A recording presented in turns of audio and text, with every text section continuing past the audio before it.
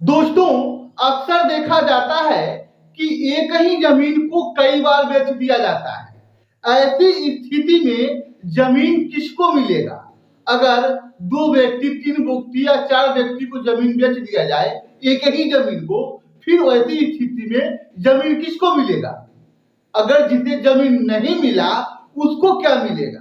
क्या उसका पैसा गया जमीन खरीदने के लिए?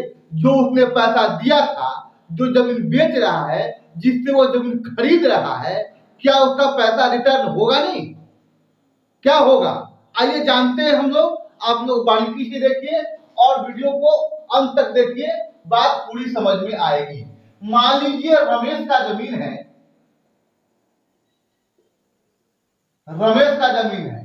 वह जमीन मान लीजिए एक टुकड़ा है जो कि 20 डिसमिल का है।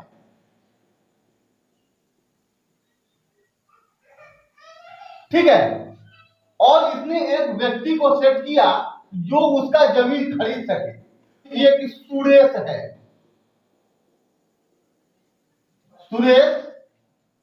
लेकिन दिक्कत यहां यह आ रही है कि इसके पास पैसा कम है, इसलिए इसने 10 लाख रुपए रमेश को दे दिया और जमीन को स्टाम्प पेपर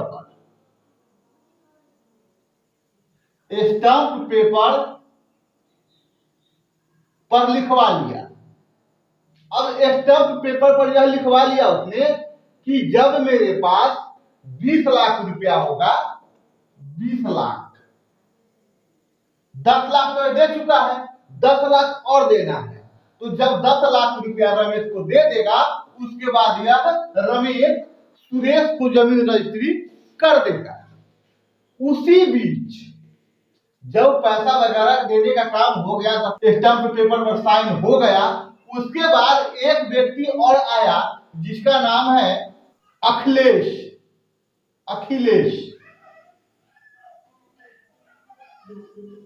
और यह व्यक्ति रमेश से बोला कि मैं आपको इसी जमीन का 25 लाख रुपया दूंगा।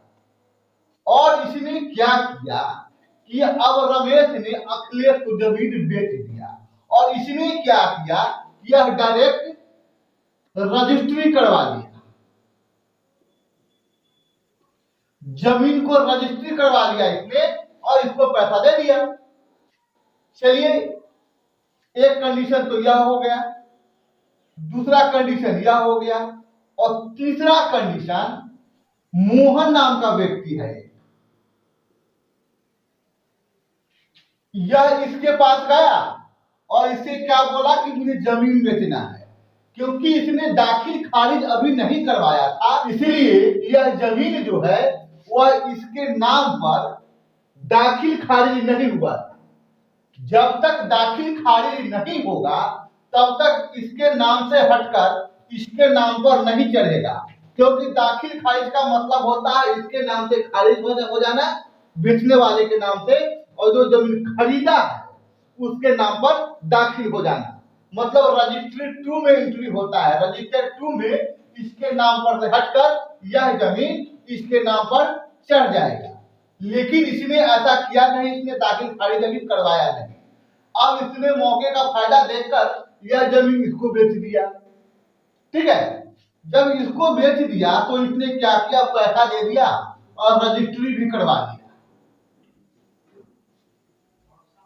रजिस्ट्री करवा लिया और फटाफट जाकर दाखिल खारिज भी करवा लिया।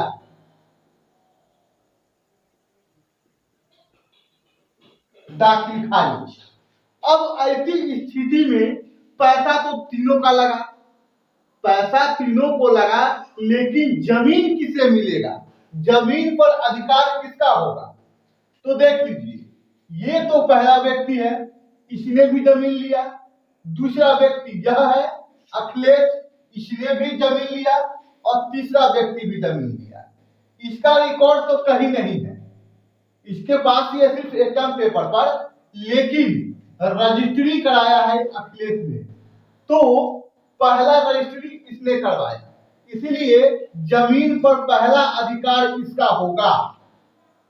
अब इसने दाखिल खारिज करवा लिया है, तो दाखिल खारिज तो करवाना जरूरी होता है। लेकिन दाखिल खारिज का मेन काम है कि सरकार को कर देना है। जिसके नाम पर जमीन चढ़ जाएगा, जिसके नाम पर जमीन दाखिल हो जाएगा, वो व्यक्ति उसको कर देगा।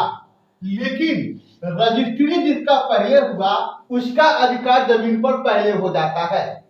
और एक और बड़ी बात यह है कि स्टाम्प पेपर पर इसने जो जमीन लिया, अगर पहले ही इसका कब्जा हो गया है तो ऐसी स्थिति में अगर कोर्ट में जाते हैं सब, तो हो सकता है जमीन इसको मिल जाए, क्योंकि दोनों पक्ष का कंडीशन सुनने के बाद कोर्ट फैसला करेगा। इसलिए इसमें मैं कुछ नहीं कह सकता हूं अभी, लेकिन रजिस्ट्री वाला जो पहला व्यक्ति है उसका ज्यादा अधिकार हो जाता है इस जमीन पर, ठीक है।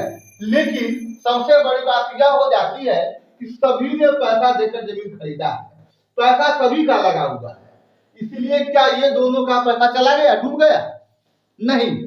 इसके बाद ये दोनों क्या कर सकते हैं, ये रमेश के ऊपर एफआईआर करेंगे, ठीक है। उसके बाद कोर्ट से फैसला आएगा कि जितना जितना पैसा आपने इन दोनों से लिया है, इन दोनों के द्वारा दिया गया पैसा और इन दोनों का जो पैसा खर्च हुआ है इसे देना पड़ेगा। ये व्यक्ति रमेश इन दोनों को वापस करेगा, क्योंकि 420 का मुकदमा होगा इस पे, ठीक है। और जो भी पैसा इन लोगों का खर्च हुआ है, इन लोगों से जो पैसा इसने लिया है वह वापस करेगा, और उसके बाद इसको सजा भी मिलेगी, क्योंकि यह 420 का केस है, ठीक है।